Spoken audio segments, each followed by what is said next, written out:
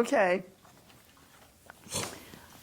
Well, my name is Carolyn Cox, and I'm your reader, joining Rod today to read the June copy of the Apple Barrel.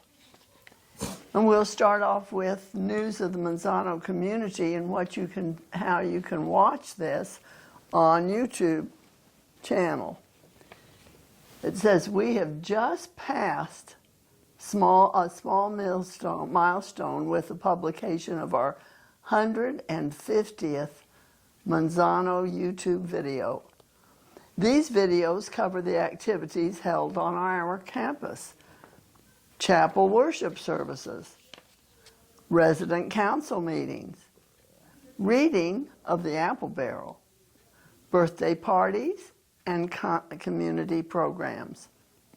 All 150 plus all of our published videos are stored on our Manzano channel and are available for your viewing on your cell phone, tablet, computer, or your TV.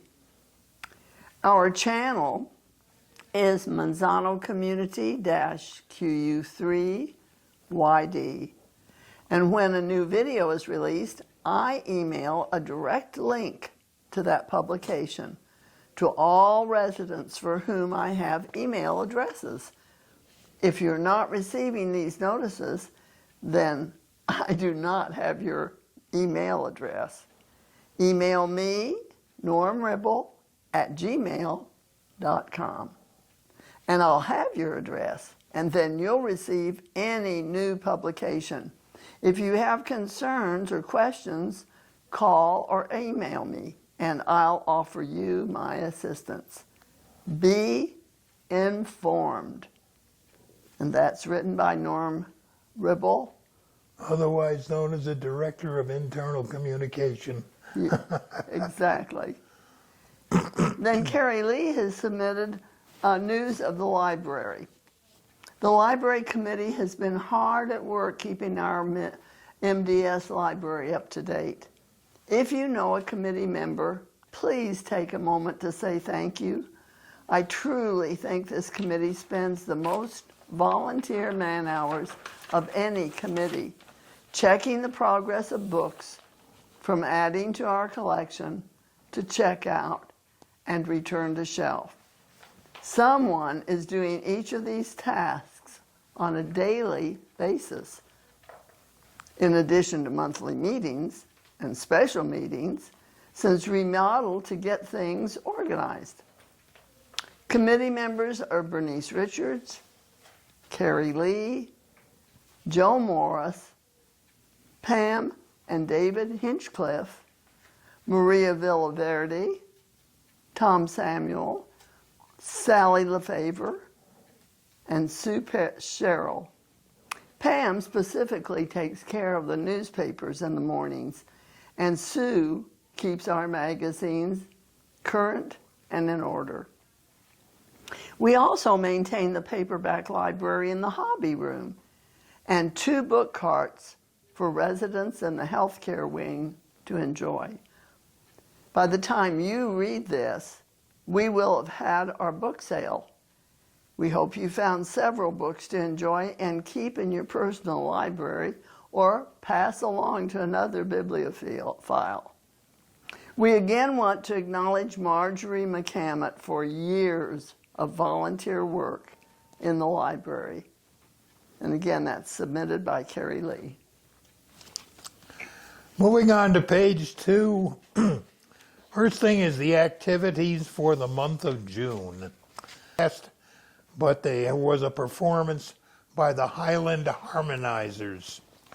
Likewise, Tuesday the 2nd was a bus to the election polls for the primaries.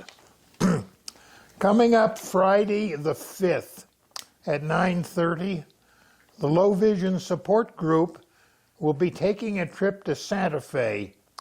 We will be visiting the library and having lunch afterwards. We will be taking 2 buses, and I believe I saw a note in the elevator that there's still room to join on that trip. Monday the 15th at 2 p.m. in the chapel is our monthly movie with popcorn and soda. If you don't come to see the movie, just come hungry. Tuesday on the 16th, they're going to breakfast at Duran's Pharmacy. Friday on the 19th at 2 o'clock, we'll be celebrating Father's Day. They'll be in the dining room unless it's beautiful outside. We might just have to move it to the garden. Friday the 26th at 10 o'clock, the A&W outing will be taking a trip to Dock Long Picnic Area.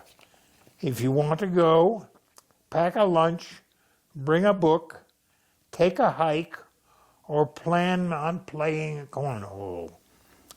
Finally, on Monday the 29th at 2 p.m. in the chapel, Ms. Anne Lorez Ray, Easy Street, I'm not sure I know the connection, will be entertaining us with a patriotic performance. Don't forget all of the regular activities listed on the monthly calendar, and this is submitted by Christine Supps, our activities director. The next one, while it is submitted by Lorna Cook, it was written by Millie Cheltweed. It's an interesting and amusing little poem. I suggest you listen very closely to the last verse. A turtle is a curious thing. He cannot dance, he cannot sing.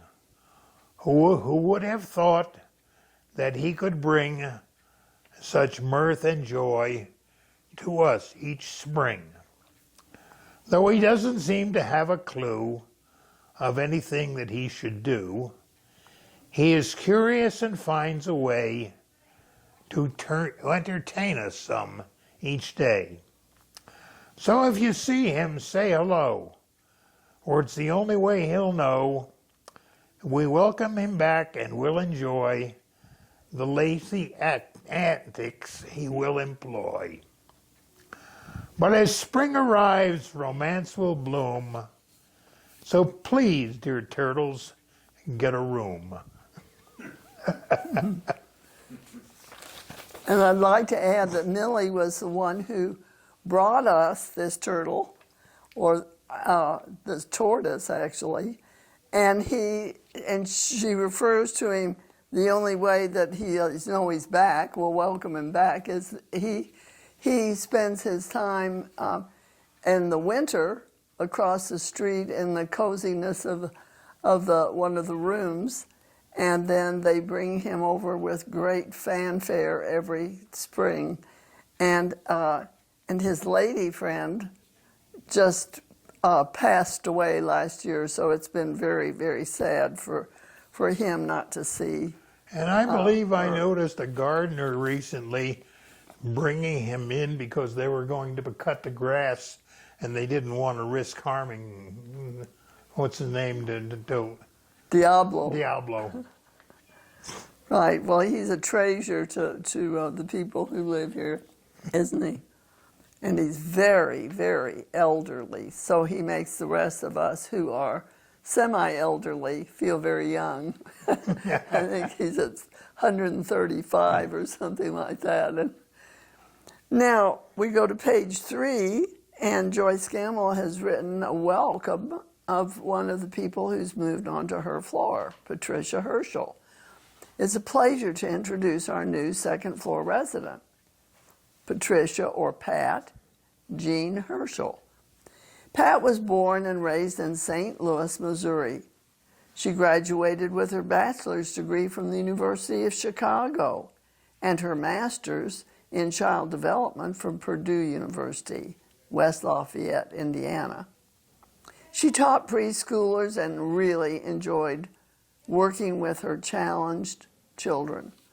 She has 3 children, 2 sons and 1 daughter. Tom, who lives with his family in New York, Meta, who lives here in Albuquerque, and Ben, who lives with his family in Tacoma, Washington. Pat thinks the best thing she ever has done was to raise 3 kids. She also likes writing and has published a book, Winter Bloom. She also likes to cook. Pat discovered San Miguel de Allende, Mexico, around 2001 and fell in love with the ambiance, the weather, and the culture. So she moved there.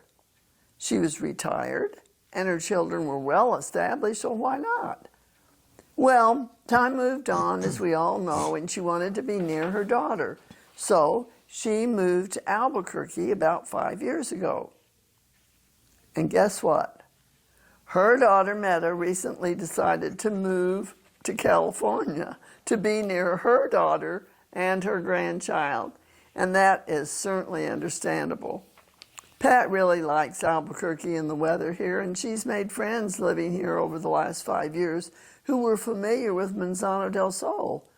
So she was aware of our independent living home, and Pat loves the views, the hot tub, the swimming pool, and the beautifully landscaped garden areas. She finds Manzano del Sol just perfect as her new home. Welcome, Pat. Crystal Lopez has some summer tips from the wellness department. And this is what we hear so often. Number 1, hydrate, hydrate, hydrate. Drink plenty of water during these hotter months, especially if you drink a lot of coffee, which can dehydrate you. Do not wait until you are thirsty, as the thirst mechanism can diminish with age. All right, number 2 on the summer tips from wellness. Stay cool indoors. Utilize air conditioning. Stay in cool environments and avoid hotter parts of the day to go out. Number 3, safe outdoor activities. Schedule activities outdoors for early morning or late evening, avoiding the peak heat hours of 10 a.m. to 4 p.m. Number 4, dress appropriately. Wear lightweight, light-colored, loose-fitting clothing, along with a wide-brimmed hat for protection. And if you don't have one, you'll find one in our little store, which our Debbie oversees. Excuse me. Oops. It's what you get for not drinking enough water. You often cough. That's an aside. Sun protection. Number 5, please apply sunscreen with SPF 30 or higher and wear sunglasses to protect your eyes from harmful UV rays. 6, check medications. Some prescriptions can increase sensitivity to the sun or cause dehydration. Review the side effects with your doctor. No heat illness signs. Watch for signs of heat exhaustion, such as dizziness, headache, nausea, confusion, and rapid pulse. If symptoms are severe, seek medical attention immediately.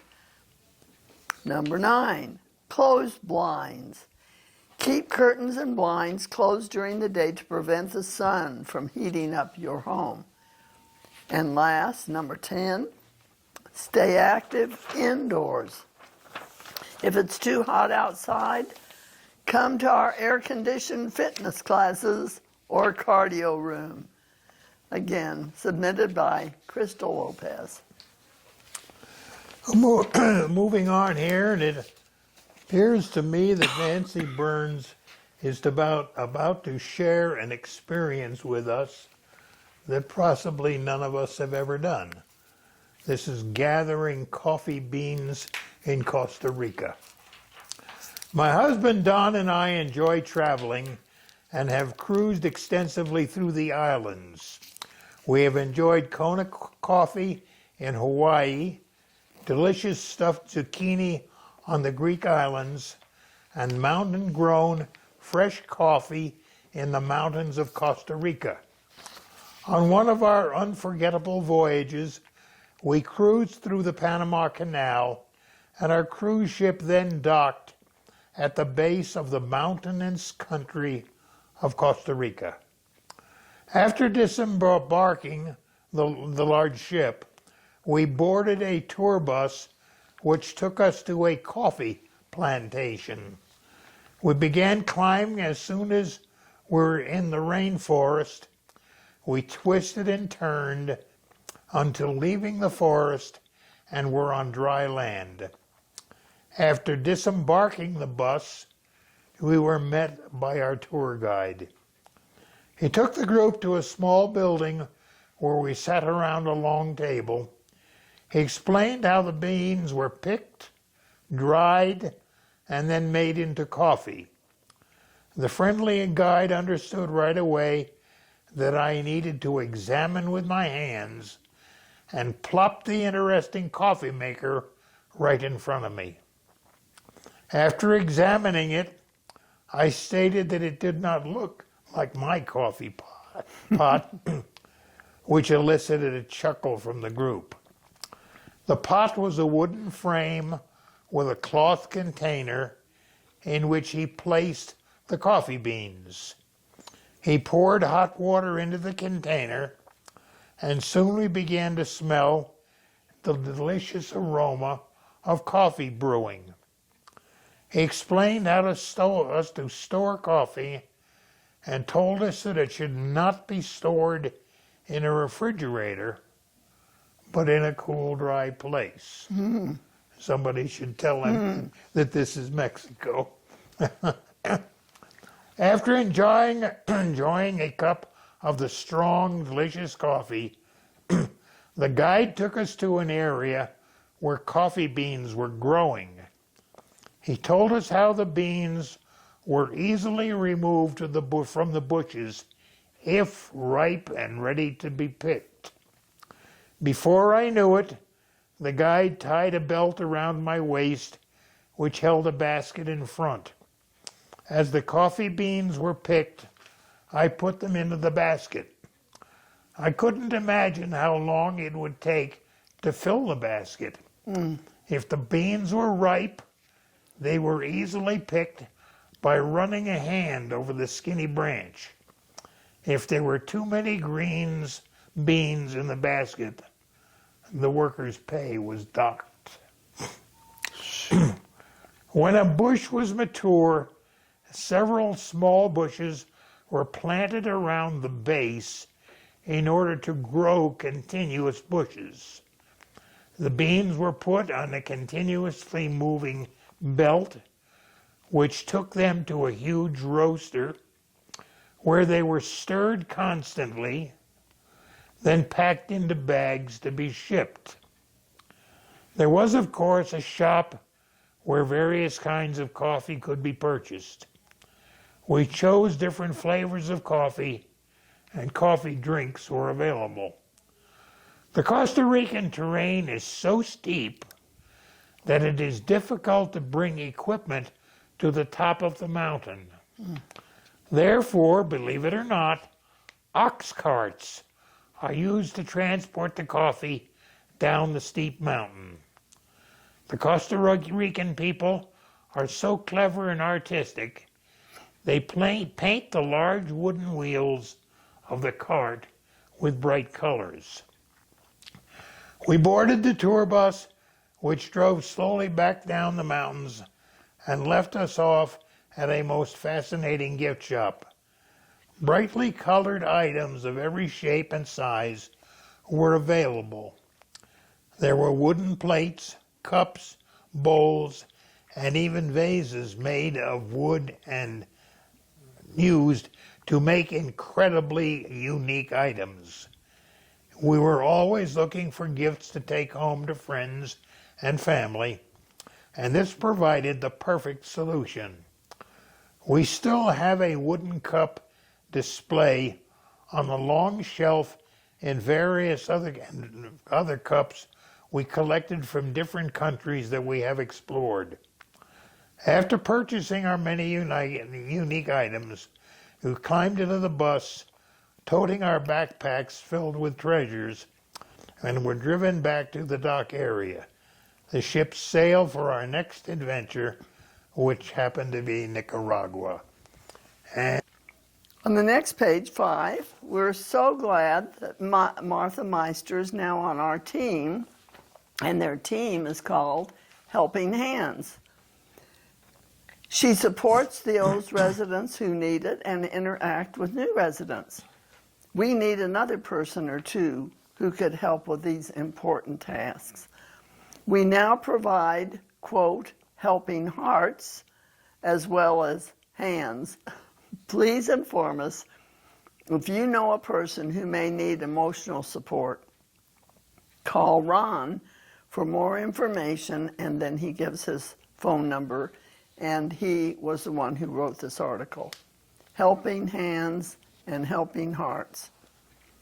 Let him know if you need either one. And then Barbara O'Neill has just written us a reminder of what the library, how it functions. Hey, hello, over here. Please open my door and come on in. Hey, you will find the world is yours. I have books full of facts.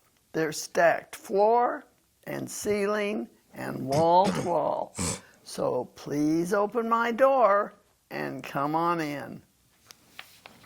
Barbara O'Neill, come to the library. And Carrie Lee has written an article about book donations. We're ready to begin reviewing books for donation to the library. Please note that this is a change from the past open collection box, where any book may be dropped off. As volunteers, we find taking responsibility to deal with others' discarded books is not a task that we're equipped to take on. However, our library is full of donated books. We don't have a budget for new books, so we depend on usable donations. The committee will review books for donations on the second Wednesday of each month. Please bring any donation to the library at 9:30 a.m. on that day for review, the second Wednesday of each month. We will gladly process and shelf any books that will be useful in our library. Others will be immediately returned to you as you wait for this short interview, for you to take care of yourself. Book donations. moving on is an article written by a couple that I think most of us are familiar with, or aware that Mary Lombardo and Richard Stamm recently married. We're all quite familiar with them because they're both on the 6th floor, and for a while Mary Lombardo played bridge.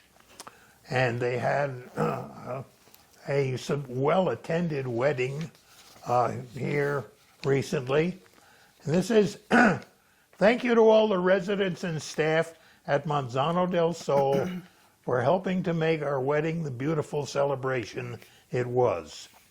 We can never say thank you enough to show how much we appreciated the showering of love and prayers, not to mention the wonderful cards and the physical help in putting everything away.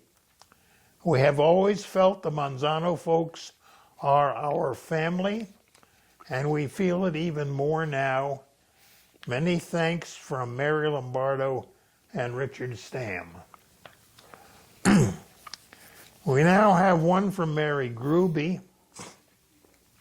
I'll read this slowly because you'll have to follow it. Until one is committed, there is hesitancy, the chance to draw back, always ineffectiveness. Concerning all acts of initiative and creation, there is one elementary truth, the ignorance of which kills countless ideas and splendid plans. That the moment of definitely commits itself, then providence moves too. All sorts of things occur to help the one that would never otherwise have occurred. A whole stream of events issues from the decision, raising in one's favor all manner of unforeseen incidents and meetings and material assistance which no man could have dreamed would have come his way. Whatever you do or dream, you can. Begin it. Boldness has genius, power, and magic. Begin it now. And she has a name at the bottom, Goethe. I am suspecting that was the author of this, but this was submitted by Mary Gruby. There's a pawn shop on a corner. You may remember it better as this pawn shop on the corner in Pittsburgh, Pennsylvania. A pawn shop, for those who don't quite remember them, sometimes called a hock shop, and there were many of them at the time, was a place to borrow money using some personal item as security. This concept goes back centuries. People always need some money. A clock hanging out of the side of the shop up above the entrance became a symbol of a pawn shop. I don't want to get into the reason, they're a bit obscure.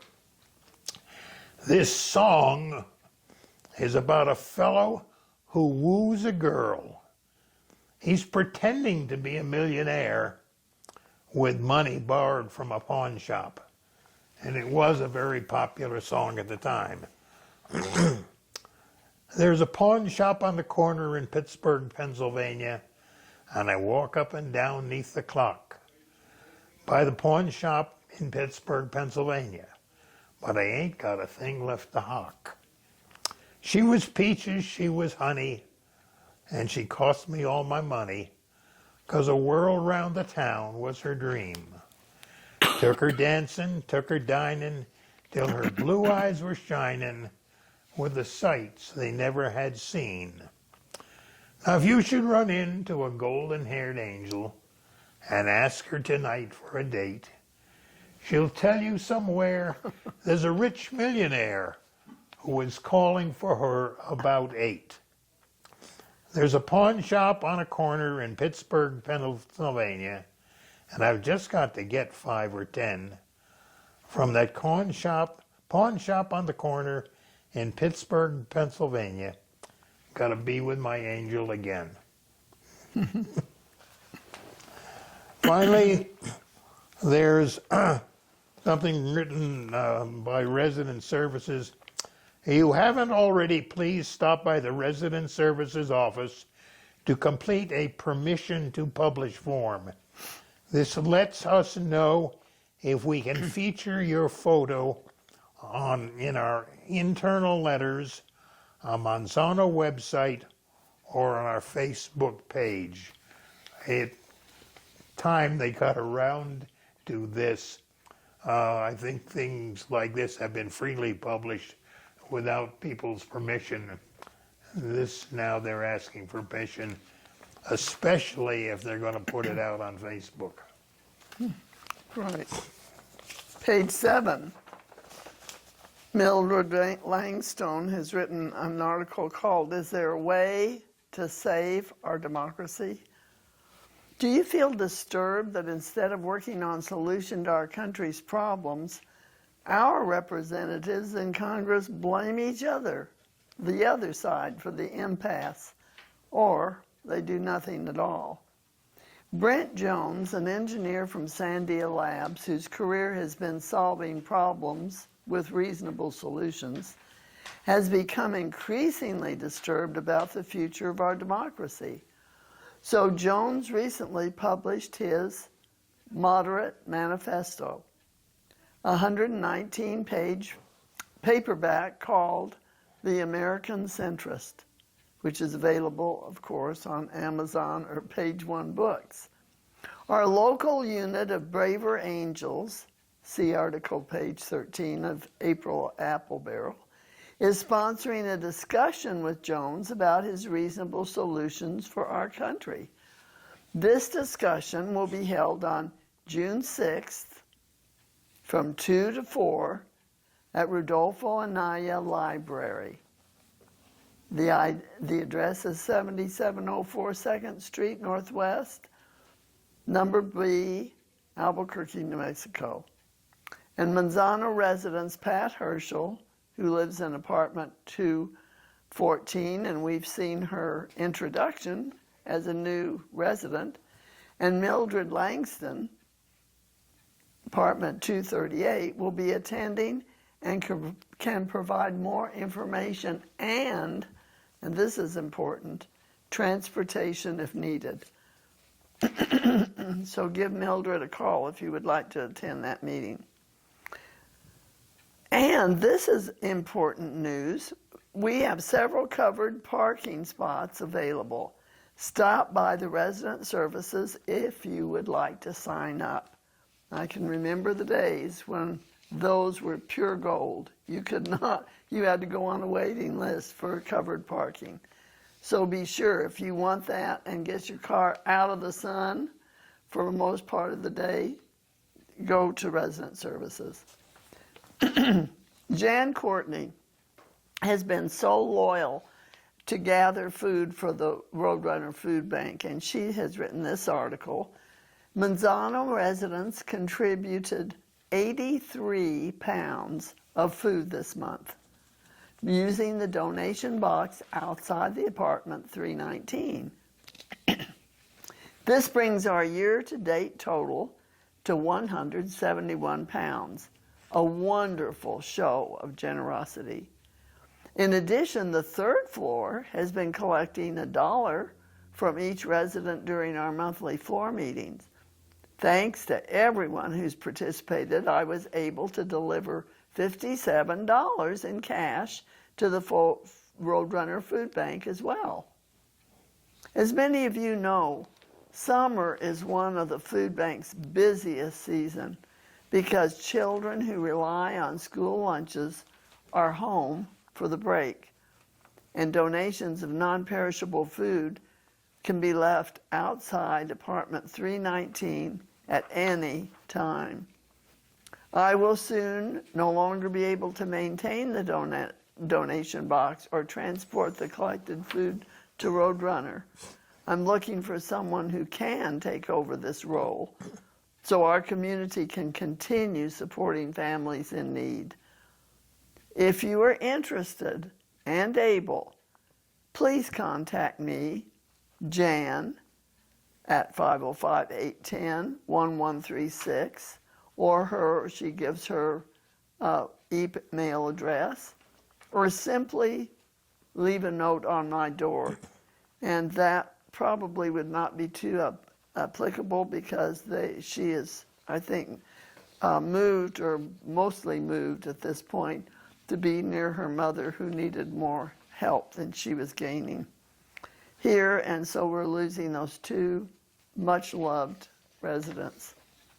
But if you know anybody who's willing to do that, it's a wonderful, wonderful thing to do for our community. On the next page, we celebrate folks here who have birthdays during the month of June.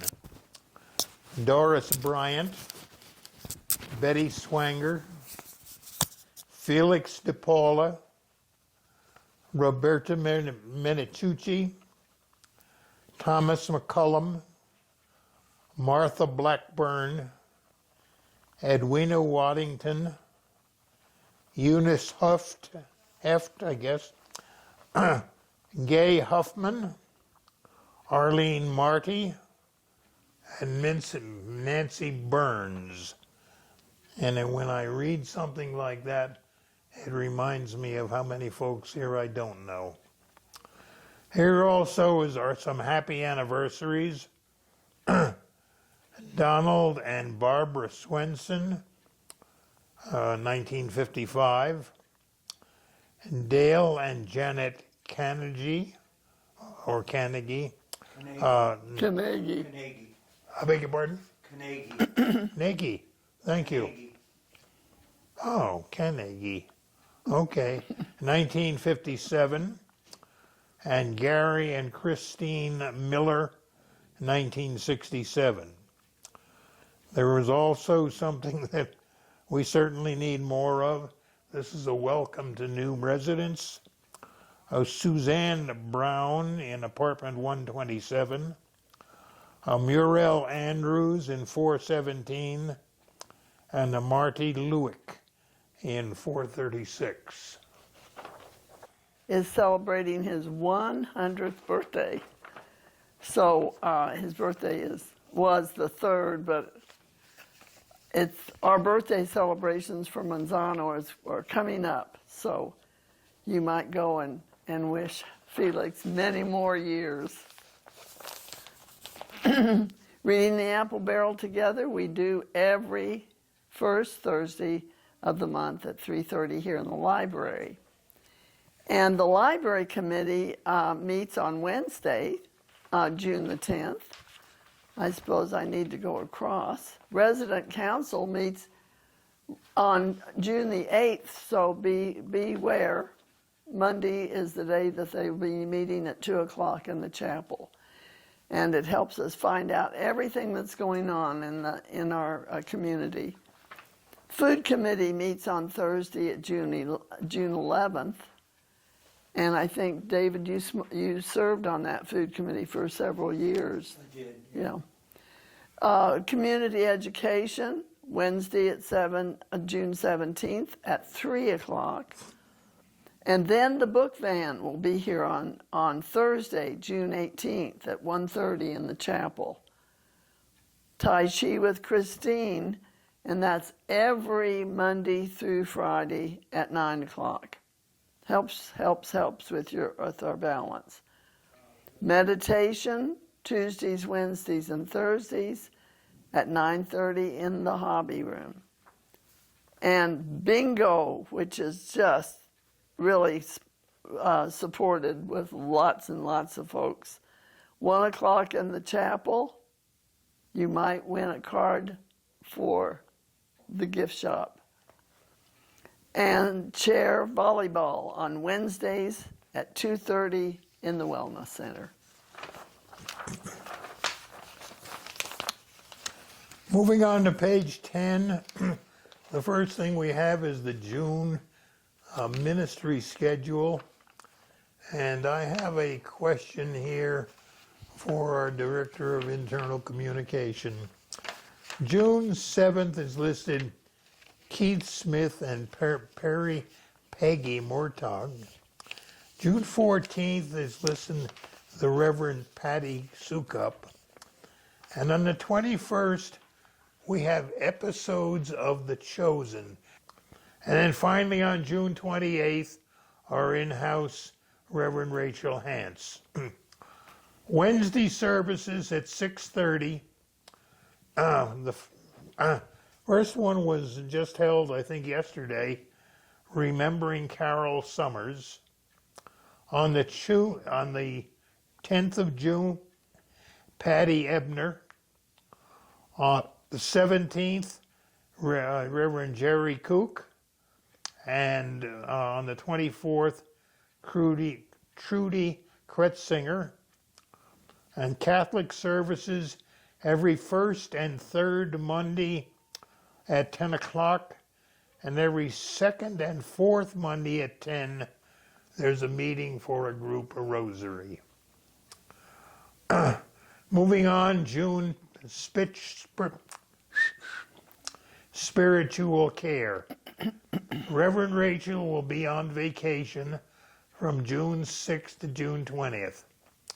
If you need spiritual care while I am gone, I have a minister who is on call during that time. You may call the front desk and they will have the volunteer pastor connect with you. All Catholic and Protestant services will remain the same during this time. And here is something submitted by Christine Supps. It's entitled A Prayer for Fathers. Heavenly Father, you entrusted your Son Jesus, the child of Mary, to the care of Joseph, an earthly father. Bless all fathers as they care for their families. Give them strength and wisdom, tenderness and patience. Support them in the work they have to do, protecting those who look to them as we look to you for love and salvation. Through Jesus Christ, our rock and defender. Amen. And that is submitted by Christine Supps. Rachel has another announcement about June floor meetups. Come meet with Reverend Rachel at 10:30 a.m. once a month in your common room to fellowship, develop relationships, encourage each other. Snacks will be provided. And then she lists those days. First and second floor meetups will be on Tuesday, in June. Second will be on the second floor in the common room. Third floor will meet on June 3rd. She's made this very simple for us. Fourth floor meetup, Thursday, June the 4th. Fifth and sixth floor will meet up on Friday, June 5th in the fifth floor common room. And those are very interesting because they're really just what she says. She kind of guides them, and they're to develop the friendships with the people that we know. And there you go, Rod. You'll know even more people if you go attend these. You said there are a lot of people you don't know here at Monsanto, but you can attend these meetups and get to know them even better. Gift shop news. Thank you, everyone, for making the fashion show such a success. As always, we have so much fun. A special thank you to all the models and the people who donated to the cause. Next holiday is Juneteenth, and then Father's Day. I bet we'll hear a lot of dad jokes. Prices in the store are still fluctuating. There's a price list at the back of the store on the freezer if you want to check prices before paying. Thank you for your support. And that's written by Debbie Harrington, talented gift shop manager. Shows you how far down the line the price of oils is affecting price in the gift shop, right? Yeah. Welcome. Here's another new resident, Eunice Hoft, and I suppose I need to ask her if that's how she pronounces her name. She comes to us as a long-time Albuquerque resident. However, there was much in her life before that. She was born in Chicago. Oh my goodness, we have a lot of Chicagoans or people from Illinois anyway. We're fortunate that they came west, but was only there for 2 years before moving to Wisconsin. However, she did get a chance to visit Chicago once again when she worked there as a nanny one summer during high school. She then got to enjoy the many sights of that city. She received her RN in Fort Wayne, Indiana, before moving to and falling in love with Albuquerque and the Southwest. It was the lack of humidity and the constant snowfall in the Midwest, and also the open, very blue skies and our own mountain that was so attractive. She worked at Gallup Indian Hospital for 5 years before moving to Albuquerque to finish her BA degree at UNM. Excuse me. She married then and had 2 sons. That family moved to Roswell, then Columbus, Ohio, then Fort Wayne, and then Farmington. She and her sons moved back to Albuquerque after a divorce, and she worked as the director of nursing in 3 different nursing homes here. She then married a wonderful man who had 3 grown children, so now she has 2 granddaughters and 4 grandsons. And she and her husband love to travel and explore the world by going to Australia, Germany, Mexico, and even Iceland, all with Sun Tours, which they loved. Eunice enjoys many hobbies. She's collected angels and a few Mata Ortiz pottery pieces, has a balcony full of houseplants, loves classical music, and is active in church activities. She belongs to 2 Bible studies and 2 book clubs. She already loves being here at Manzano now that she's all moved in, but not quite settled. Submitted by Rebecca Roth.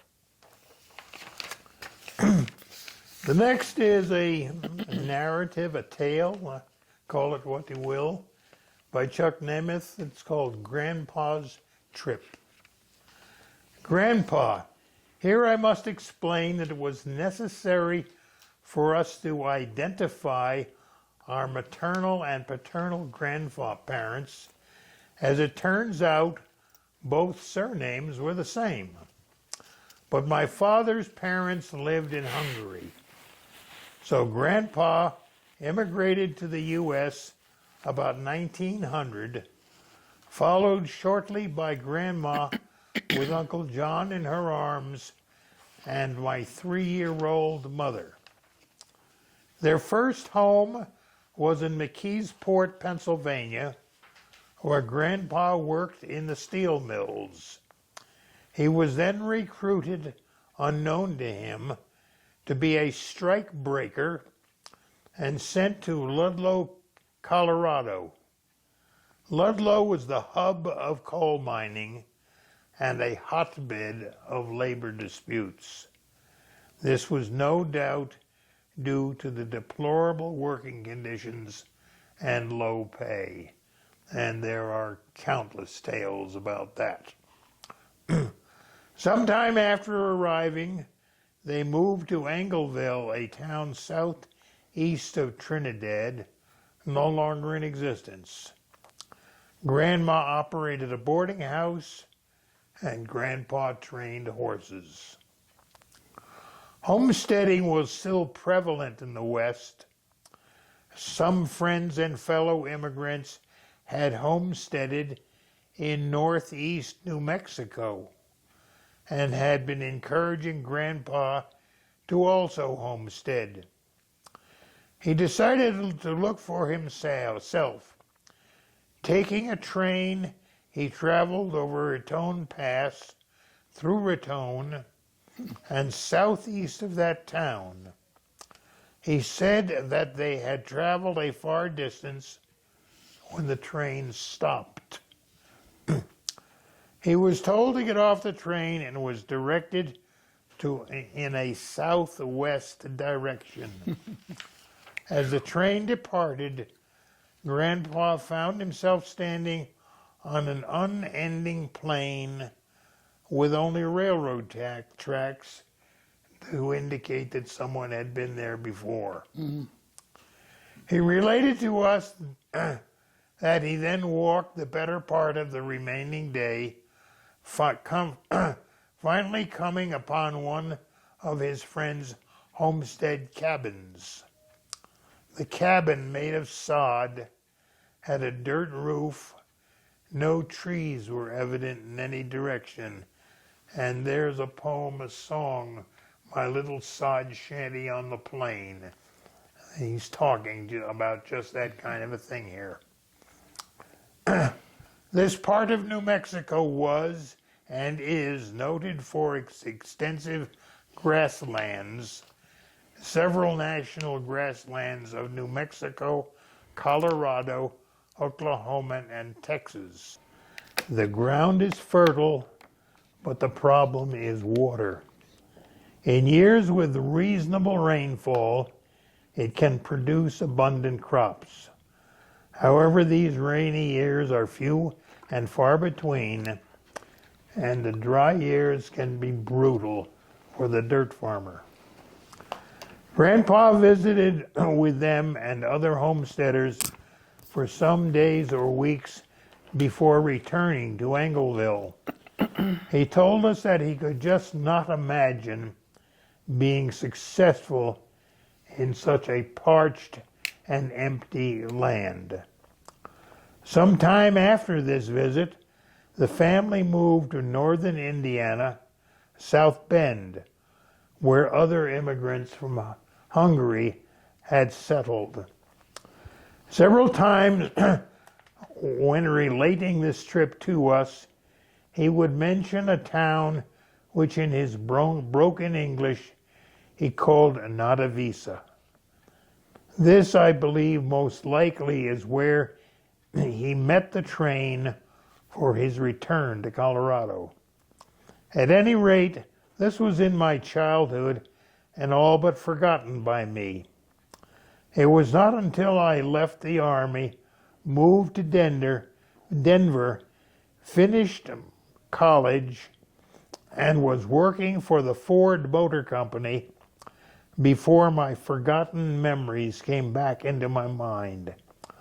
I had been promoted to service technician and traveled New Mexico calling on dealers. I left Clovis one morning and visited the dealer in Tucumcari, after which I headed to Clayton. Driving through Logan, I was traveling in a northeast direction. A sign appeared, Nara Visa 13. In the back of my mind, some thread of memory stirred, but I could make no sense of it. I turned, north at Nara Visa and was some 40 or 50 miles along when suddenly it hit me. Nara Vista must be the town of Grandpa's story. I pulled to the side of the road and looked at my map. The directions, distances, and all other features fit the narrative. For a few minutes I was overwhelmed. Here I was, some 1,200 miles from home, and I find myself in the midst of a story from my childhood that until now had little or no meaning to me. I did not return to South Bend before I went back for Grandpa's funeral. It would have been exciting if I could have told Grandpa that his memories and I had met in the middle of a vast area of grass. I am sure he would have been happy to hear about how I stumbled on his story. Written by Chuck Nemeth. This is a feature that I think Perla started recently. It is called Move-In Anniversaries. Each month she looks at residents who have lived here for a period of time, who moved in at some time in the past, but on that month. So we have Carmela Gaskins 1 year, John and Diane Hawley 1 year, Judith Binder 2 years, Roger Floyd 2 years, Barbara O'Neill 2 years, Thomas Samuel 2 years, Edwina Waddington 3 years, Mary Lou Sullenberg 5 years, and now are you ready for the last two? Barbara Kerr 13 years, and Pat Hartle 14 years. And here he has an article called Interesting Tree Facts. The smallest tree in the world, only 2.5 inches high, the dwarf willow. It's found only in the tundra in Arctic region. such as northern Greenland.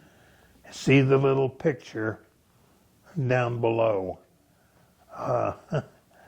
My hat's off to anything that can live in that climate. The tallest tree, the coastal redwood in California, the Hyperion, is 380 feet tall, which, according to Ron, is higher than the Statue of Liberty. The largest tree in the world, the massive General Sherman, this is a redwood, okay? It has a diameter at the base of 37 feet. Not as tall as redwood, but bigger. I want you to picture a tree that, even though it is at the base where the roots come down, a diameter of 37 feet. That's like that's like about 6 or 7 of any one of us, head to toe.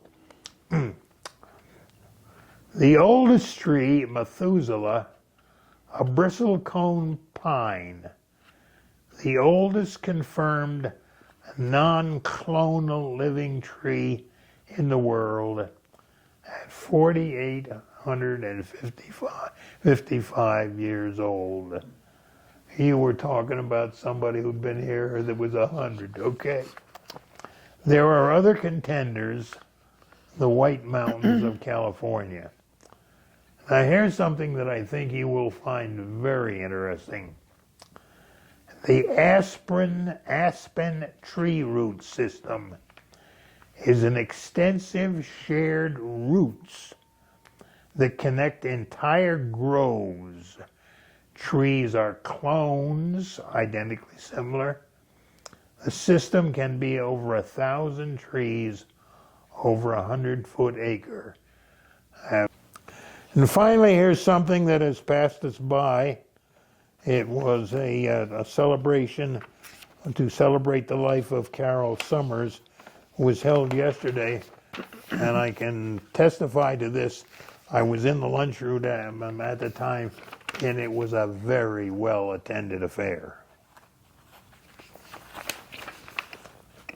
Now, we have a lot of travelers, world travelers, and Judith Liddell has written another article, written an article about traveling, and this trip was to Tibet, the roof of the world. I peered over the 3 seats across the aisle from me to catch a glimpse of the snow-capped Himalayan mountains as we flew from Chengdu to Lhasa, Tibet, or Xizang. I couldn't believe that I would spend 3 days in the City of the Sun at 12,000 feet. Take a lot of deep breaths. Welcome to the roof of the world, Nima, our local guide, greeted us as we boarded the bus. On our second day, we had the opportunity to visit in the home of a local family. On our way, Nima told us that the Chinese government does not like foreigners to visit in Tibetan family homes. Our hostess, Dolma, lived on a narrow lane, only wide enough for pedestrians, and that was off an alleyway. Despite the humble surroundings, the home had an impressive front door that opened into a small courtyard, and then the main living area where we sat on couches along one side of the room. In the middle was a large table laden with special snacks that she had made. Through Nina's interpretation, she explained that Tibetan families like bright colors, which was evident as I looked around. We learned that her family, originally from the west part of Tibet, came to Lhasa about 20 years ago. Her daughter, who also owns a small restaurant, does the housework. The mother concentrates on Buddhist religious practice. Each morning she makes yak butter tea, pours it into a shallow glass cup or cups, and places them on the familiar altar. Her son has a government job which pays well in Tibet, where the government pays according to the physical elevation where the job is located. Traditionally, the family trade is tailoring.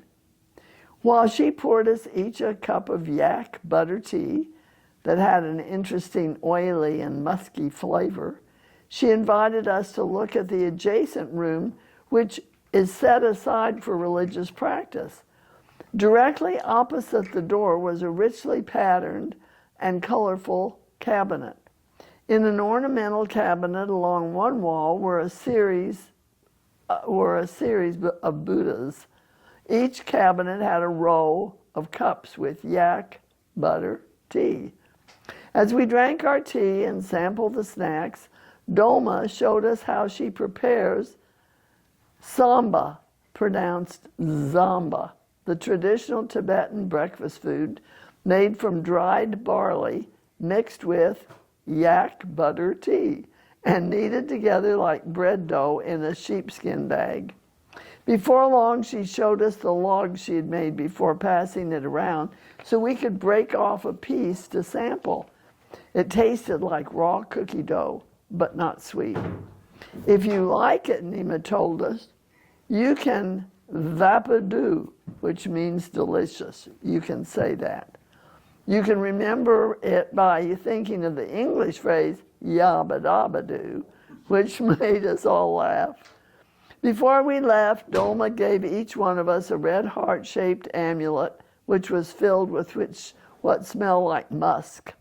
It will keep the bugs away, she told us. It had been a fascinating look into home life of a very unique culture. We bid our farewell so we could eat lunch before the scheduled start of our tour of the Portola Palace. On our drive, Nima explained the difference in the robes that we might see on the monks at the palace. New monks have red robes, while the older monks have yellow. While there are also nuns, we didn't see any during our visit. There are 400 steps leading up to the Red Palace at the top, where the Dalai Lama once lived, our guide explained. And as we walked toward the main entrance of the palace, we passed a wall of prayer wheels. A couple were spinning them as they walked past as a symbol of spreading blessings and goodwill. Closer to the main entrance was a small building where visitors had tucked their prayer shawls to receive blessings. It had clouded over and there was a stiff breeze. As we were assembling in the palace square, it began to spit snow. It had been such a delightfully sunny morning that I'd not brought my rain jacket with me. Go at your own pace, Nima encouraged us. We will wait on the last main landing for everyone to catch up. While the steps were steep, I could use the edge of the railing for support. In a couple of places where I was looking around for something to hold on to, a nearby Tibetan offered me a hand. Is this the halfway point? I inquired as we assembled on the last main landing. The clouds had dissipated, and with the exertion to climb at that altitude, I was glad that I did not have the extra layer. Actually, we're at least 75% up, Nima answered. I knew I would make it. Finally, we were on the patio outside of the White Palace. There would be only about 20 more steps to enter this palace, and then about 20 more to be inside the Red Palace. My friend Jan and I stopped to document our success while Nima logged us in. We would have had 1 hour to complete our exploration of the Red and White Palaces. From this point on, we would have to remove our hats and sunglasses out of respect, and we would not be able to take photos. Inside the palaces were wonderful religious treasures, including stupas of past Dalai Lamas and living quarters of the current exiled Dalai Lama, as well as statues and murals. Stationed along the wall were young red-robed monks responsible for keeping the lighted yak butter oil burning. And as we walked past one, I chuckled as I saw him tuck in earbuds connecting to a device inside his robe. Finally, we emerged on the other side to make our descent to the park below. I stopped on one of the landings to gaze at the view. And that ends her article, written by Judy Liddell, whom we call the Bird Lady. Upcoming Bible study. Reverend Rachel is going to be starting a new Bible study on Friday, July 3rd. It already started, 10 a.m. in the hobby room. Come learn about the 7 churches of Revelation. All books and materials will be provided, but it is BYOB, bring your own Bible. Just a reminder, there's no Friday morning Bible study during the month of June. Rachel, Reverend Rachel. Moving on to page 16, we have something by Crystal Lopez, the wellness director. It's a wellness seminar. In June, our wellness seminar will be on brain health. We will discuss various diseases of the brain, such as dementia and Alzheimer's. This seminar will educate you on the various common diseases and what we can do to prevent them and manage them. This seminar will be held on June 25th at 3:30. Join us on June 26th on our A&W outing to the Dock Long Picnic Open Area Space. Somebody help me. What's the A&W stand for? We encountered it earlier in here too. I remember A&W root beer, but I'm sure they're not talking about that here. In any event, I don't know what it is. it says, join us on June 26th on our A&W outing to Dock Long Picnic Open Space. This location has covered picnic tables and bring your sack lunch.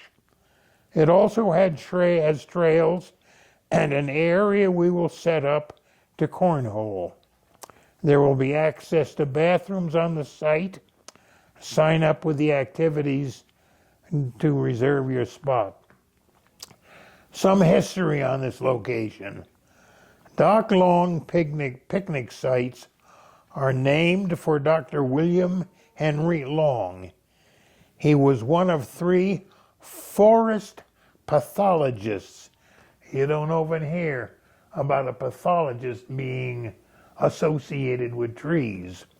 He was one of 3 forest pathologists in the USA who conducted pioneering research of tree diseases. Doc Long worked in New Mexico from 1910 through the 1930s. Doc lived in a cabin on the site where the furthest set rustic log pavilion is now.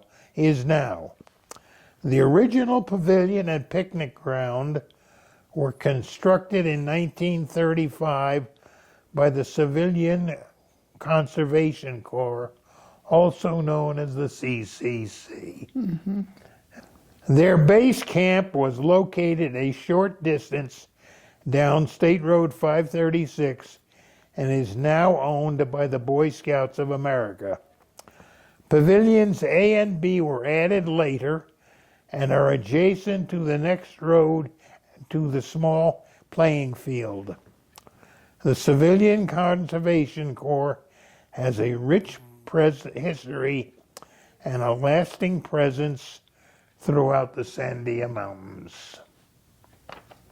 Before my time, a little bit, to enjoy it. And that concludes our reading of the June Apple Bower. Thank you.